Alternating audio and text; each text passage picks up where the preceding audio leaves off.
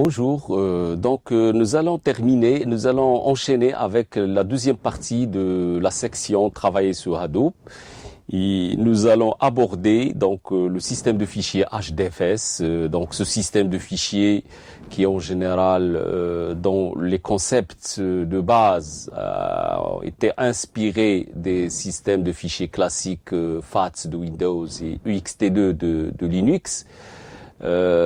Sauf que HDFS, il va gérer le parallélisme et le stockage dans des nœuds distribués.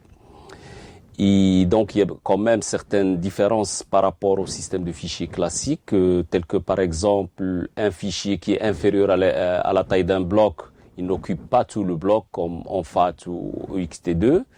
Et la taille des blocs, c'est 64 mégas, 128 mégas, et aussi on peut avoir 256 mégas, etc. Et donc c'est un système de fichiers écrit en Java, basé sur le logiciel GFS de Google. Il est responsable du stockage des données sur le cluster. Et donc, si par exemple on veut stocker 1152 mégaoctets de données, avec une taille de bloc de 128 mégaoctets et un facteur de réplication de 3. Donc, il utilise un facteur il réplique les données. Ça veut dire, il fait la redondance pour gérer la sécurité des données. Ça veut dire au lieu, par exemple, d'utiliser des systèmes RAID, donc le système de fichiers HDFS, il fait la redondance. Donc, par exemple, si on a un facteur de réplication de 3, on divise 1152 mégaoctets par 128 mégaoctets et on va trouver par exemple 9 blocs. On va faire 9 blocs. Si on possède par exemple 3 nœuds, donc ces blocs, ils vont être distribués et répliqués sur les 3 nœuds comme on voit sur le schéma.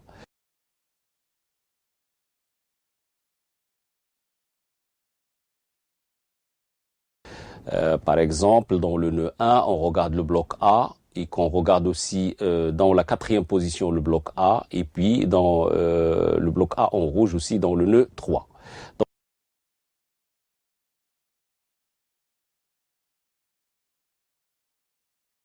Donc les fichiers de données sont divisés en blocs et répartis sur les nœuds du cluster. La taille d'un bloc est, comme nous avons dit, 64 ou 128.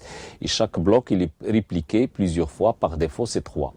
Et donc un cluster HDFS, il est composé d'un maître qu'on appelle NameNode. Donc le travail de ce maître, il gère l'espace des noms de fichiers. Il dirige les opérations sur les fichiers et les blocs. Il surveille le bon état du système, les pannes, les équilibres, etc.